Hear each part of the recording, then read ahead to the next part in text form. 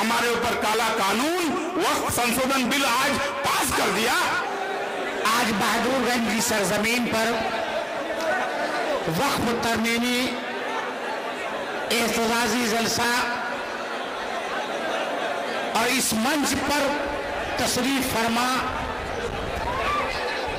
Barrister Asaduddin Owaisi साहब और बिहार के रियासती सदर अख्तरुल ईमान साहब और विधायक माजिद साहब, तमाम इस मंच पर हमारे मजलिस के जितने भी प्रकोष्ठ के सभी रुकन हैं और सभी अहबाब हैं और जो लोग इस धूप की चिलचिलाती इसमें इस गर्मी की शिद्दत में आए हैं, मैं सभी का दिल की गहराई से इस्तकबाल करता हूं।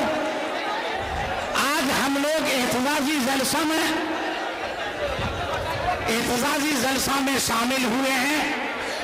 कहीं न कहीं हमारे मसलक और कौम के खिलाफ जो सरकार जो बिल लाई है, चाहे वो खानका की जमीन है या मदारिस की जमीन है या ईदगाह की जमीन है और दिगर इमामबाड़ा की जमीन है, कहीं न कहीं वो हमारे खिलाफ जो कानून लाया है हम उसका पुरजोर मुखालफत करते हैं।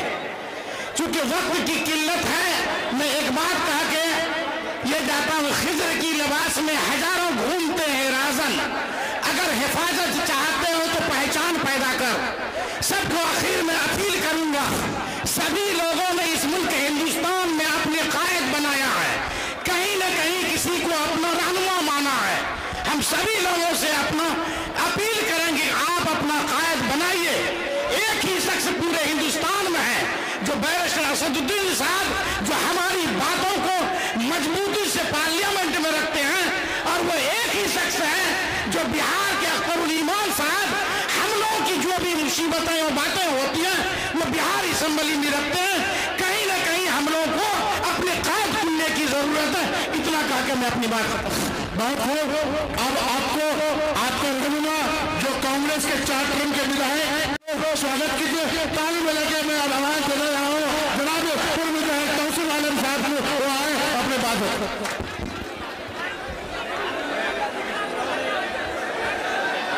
अस्सलामु अलैकुम व रहमतुल्लाहि व बरकातुहू।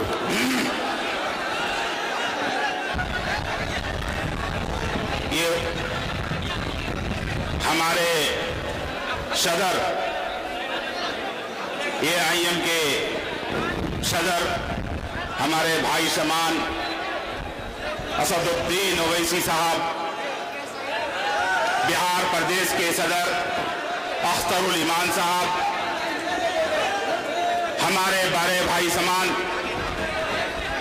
MLA माजिद हुसैन साहब, मंच में उपस्थित हमारे बड़े भाई चेयरमैन फैयाज आलम साहब, जिला अध्यक्ष हैबर साहब, तसीर साहब, इसाक भाई, मुफ्ती अथर साहब, मुखिया हसनैन साहब और दूर दराज से आए हुए MIM के कार्यकर्ता और हैदराबाद से चल करके जो MIM के वरिष्ठ नेता हैं, मैं उन लोगों का तहे दिल से शुक्रगुजार हूं। मैं सिर्फ आज जो MIM में ज्वाइन किया हूं, हमारे सदर जनाब असदुद्दीन ओवैसी साहब का जो तकरीर था पार्लियामेंट में बिल फाड़ने का जो काम किया था, उसमें प्रभावित होकर के हमने MIM ज्वाइन किया। और मैं आप लोगों को यकीन दिलाना चाहता हूं कि हमने जब कांग्रेस में रहा तो डंके के चोट पर रहा, और मैं आज ऐलान करता हूं कि मैं MIM में भी अब रहूंगा तो डंके के चोट पर रहूंगा। और मैं आप लोगों से दुआ का दरखास्त करता हूं कि हमारा अगर लाश उठे तो इसी झंडा के तले लाश उठे। अगर कोई सोचता है कि ये पार्टी बदल देगा, तौसीफ आलम दोस्ती भी खुल के करता है तो दुश्मनी भी खुल के करता है। इसलिए हम हमने असदुद्दीन ओवैसी साहब से दोस्ती किया है तो खुल के दोस्ती करेंगे इंशाअल्लाह। आज हमारे देश के प्रधानमंत्री कहते हैं कि हमारे देश में मुसलमान पंचर बनाते हैं। मैं चाय वाला का बेटा से कहना चाहता हूं, किसी पर उंगली उठाने से पहले अपने गिरिमा में झांक के देखिए, तुम भी स्टेशन में चाय बेचता था। अगर आज हम पंचर बनाते हैं तो कल का दिन आपको भूलना नहीं चाहिए।